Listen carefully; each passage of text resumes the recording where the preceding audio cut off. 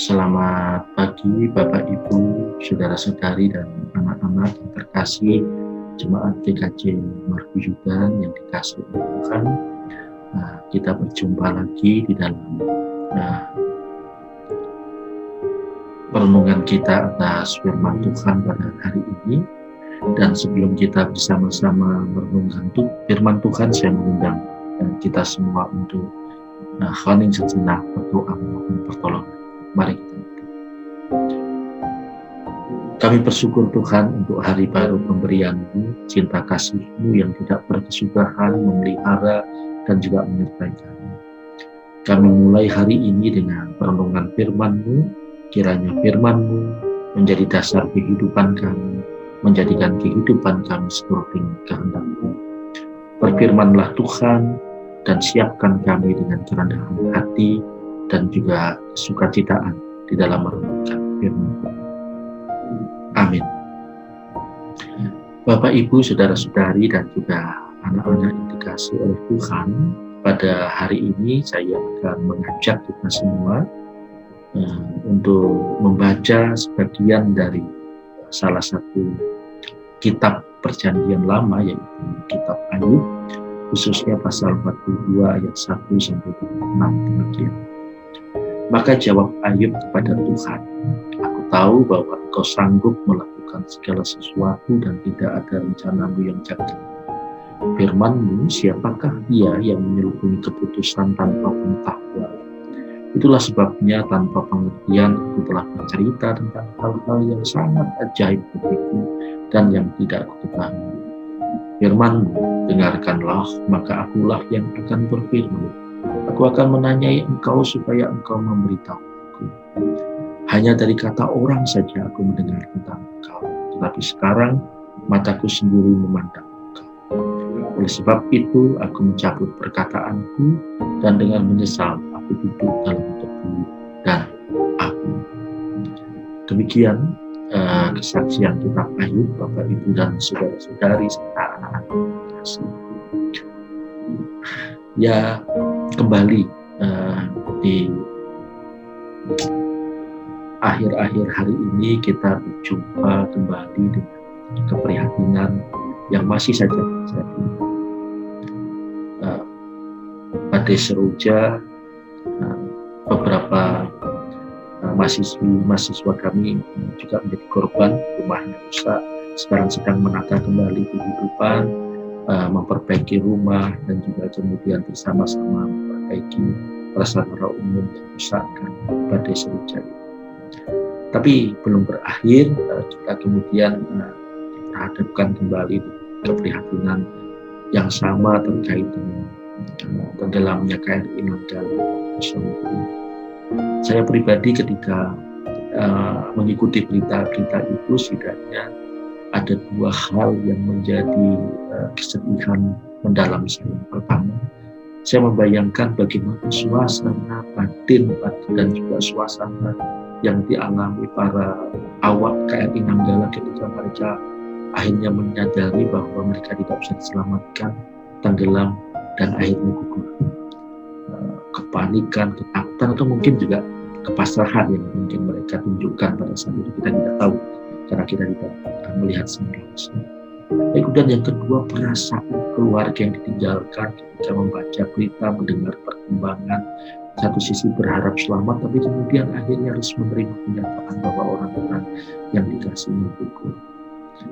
Bagi saya kembali kita diperhadapkan dengan misteri Allah. Tentu sebagai orang beriman kita menyadari bahwa segala sesuatu yang terjadi di dunia ini tidak lepas dari tangan-tangan Allah. Tentu kalau kita hanya mengandalkan pada pengertian kita sendiri, kita akan mengatakan Allah kok kejam, Allah kok tega, Allah kok membiarkan kejadian ini terjadi. Nah, tentu itu juga yang dialami oleh Ayub ketika di dalam bacaan kita tadi.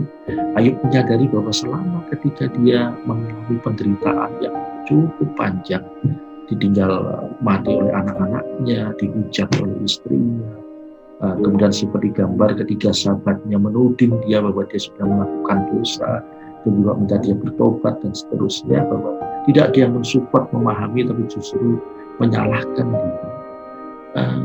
Godaan terbesar Ayub pada saat itu adalah dia mengandalkan pengertiannya sendiri untuk memahami apa yang sedang terjadi dan dialami. Sehingga di dalam ayat tadi, khususnya ayat yang ketiga dari pasal 42, dikatakan bahwa tanpa pengertian aku telah bercerita tentang hal-hal yang sangat ajaib bagiku dan yang tidak aku ketahui. Jadi Ayub menyadari bahwa dalam penjarahan penderitaan, godaan terbesar adalah tidak sabar untuk kemudian segera mengambil kesimpulan dan kemudian mengambil sebuah pemahaman tertentu atas sesuatu yang sebenarnya dia tidak paham dan bermisteri atau masih menjadi misteri. Jadi dia menyadari itu, bahwa saya salah Tuhan, bahwa selama ini ternyata saya hanya mengandalkan pada pengertian saya, sehingga muncul gugatan, muncul pemahaman yang tidak tepat baik terhadap orang lain, terhadap diri sendiri, dan terutama terhadap Allah kejam, Allah tidak berpihak, dan seterusnya.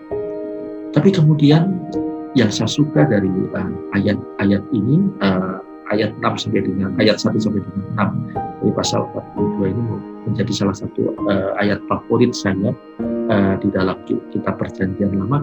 Karena kemudian ketika Ayub menyadari bahwa saya sudah tanpa pengertian berbicara dan memahami sesuatu yang masih menjadi misteri bagi saya, kemudian sekarang saya di dalam ayat yang kelima dikatakan, tapi sekarang mataku sendiri memandang engkau. Tentu kata mata di sini tidak mata secara harfiah bahwa kita melihat langsung Allah atau Ayub memandang langsung Allah, tidak. Tapi mata ini seringkali dibaca sebagai sebuah hati nurani, mata hati, batin. Jadi saat ini hati atau batinnya sudah demikian jernih dan demikian lapang untuk kemudian memandang Allah dan siap untuk menyelami misteri Allah dengan penuh kesabaran, dengan penuh kerendahan hati, dengan penuh kesukacitaan, dengan pemahaman bahwa kemudian tidak ada sesuatu yang mustahil bagi Allah. Nah, jadi Ayub kemudian sadar bahwa yang diperlukan ketika saya berhadapan dengan penderitaan seperti ini adalah kejernihan hati. Jangan sampai hati saya kemudian tergoda oleh hujatan istri, tuduhan sahabat-sahabat saya, rasa kehilangan saya. Tapi kejernihan hati harus tetap dijaga, karena itulah yang memampukan kita untuk kemudian menyelami cinta kasih Allah yang tanpa batas, hikmat Allah yang luas dan luas.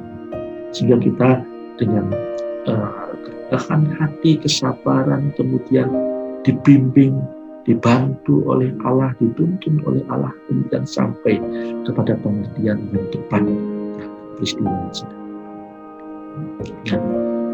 Bapak, Ibu, saudara-saudari, dan juga anak-anak yang terkasih, saya rasa pelajaran penting kalau kita kembali kepada peristiwa pandemi saat ini adalah bahwa yang terjadi di India, kemudian sekarang luar biasa kalau kita melihat berita di India, kremasi dimanapun, bahkan berita terakhir karena kekurangan kayu mereka menebangi pohon-pohon yang ada di taman kota untuk kremasi para saudara-saudara atau keluarga mereka yang menjadi korban COVID. Mereka merasa bahwa kemudian ketika sudah vaksin 2 kali mereka sudah kebal. Padahal pandemi ini sesuatu yang sebenarnya belum berakhir dan masih tetap menjadi misteri, masih belum paham apa itu dan seperti apa itu. Tapi ketidaksabaran dan juga pengandalan pada pengertian manusia itu yang membuat kemudian terjadi peristiwa yang memprihatinkan. Nah, saya rasa di Indonesia jangan sampai terjadi seperti itu. Dan Ayub mengajarkan kita bukan hanya terkait dengan pandemi, tapi dalam kita menjalani seluruh proses kehidupan kita, ternyata kita harus betul-betul menjaga kejernihan hati, sehingga tidak dikotori oleh ketidaksabaran, pengertian kita yang keliru, kata orang yang tidak tepat, berita-berita bohong yang kemudian justru membuat kita terjebak dan melakukan atau mengambil langkah. Kejernihan hati itu dibarengi dengan atau ditunjukkan dengan kesabaran, kerendahan hati, ketekunan, keuletan dan keimanan yang kuat kepada Allah yang penuh misteri, yang memandu dan menuntun kita. Hati kita yang jernih itulah yang dibutuhkan untuk kita menyelami misteri kehidupan kita. Semoga kita diberikan hikmat untuk sampai kepada pengertian yang dialami oleh Tuhan.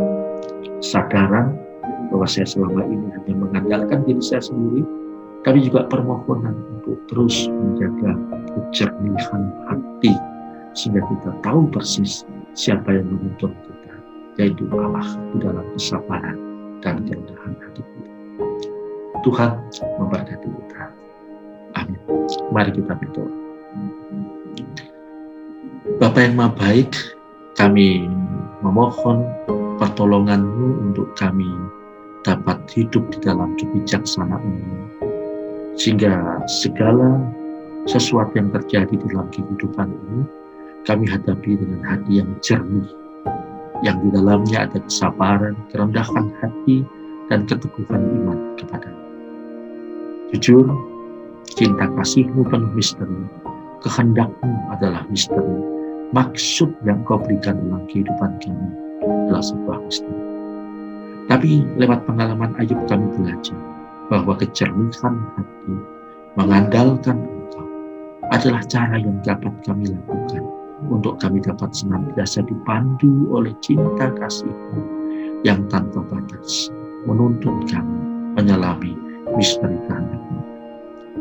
Kami berdoa untuk keluarga besar KRI Nanggala 402 yang saat ini sedang berduka cita mendalam. Kiranya cinta kasih-Mu merengkuh dan merangkul mereka.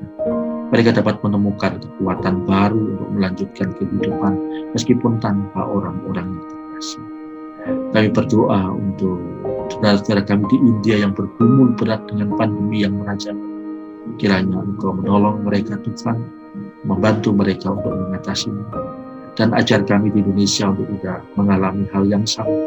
Ajar kami untuk tetap memiliki kesabaran, memiliki kewaspadaan, dan juga memiliki kedisiplinan di dalam menjaga protokol kesehatan untuk keselamatan diri kami sendiri dan sesama kami. Kami berdoa untuk saudara-saudara kami, pemerintah, dan juga tenaga medis yang berjuang untuk menolong dan juga membantu para pasien COVID ini. Kami serahkan kehidupan kami selanjutnya ke dalam tangan kasih. Terima kasih ya Tuhan. Amin. Baik, selamat beraktivitas Bapak, Ibu, dan saudara-saudara terkasih. Tuhan memberkati. Salam sehat.